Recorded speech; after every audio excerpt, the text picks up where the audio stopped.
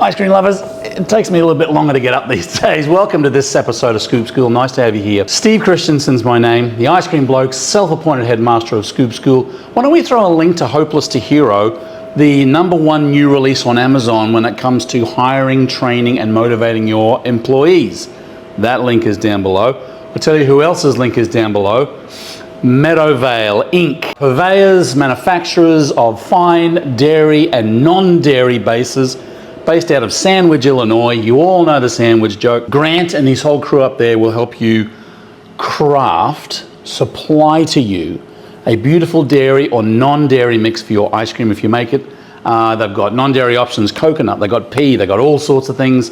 The link is down below. Thank you very much for episode sponsorship. Ice cream lovers, this is going to be an easy one. There are not too many things in this world that drive me absolutely insane when it comes to the operations of your own ice cream shop. I'm going to give you the top two.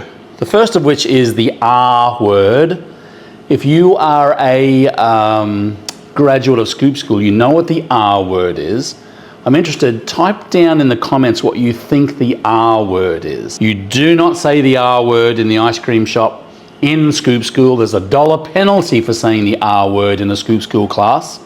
You think you're smart, think you're a good graduate?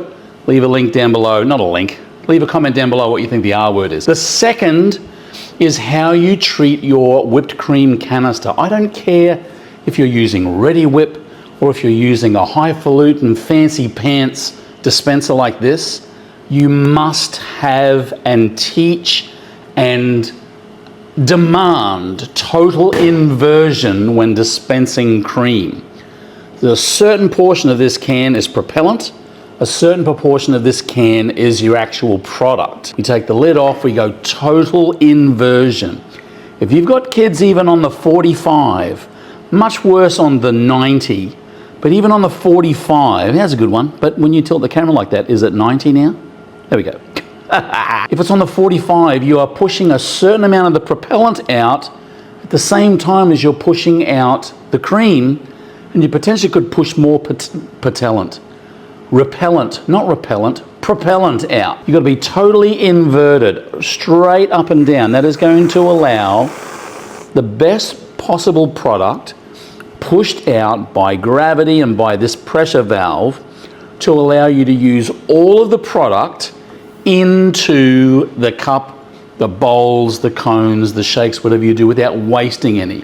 This here, that is a national tragedy. I don't know whether it's leaving a big hole in the ozone layer, but it's certainly leaving a big hole in my heart and a big hole in my wallet. So regardless of whether you're using Ready Whip or using cans like this, total inversion. It's got to be a total 180 degrees on top of there. Otherwise, I'm telling you right now, you're going to be throwing this away with a third left in it.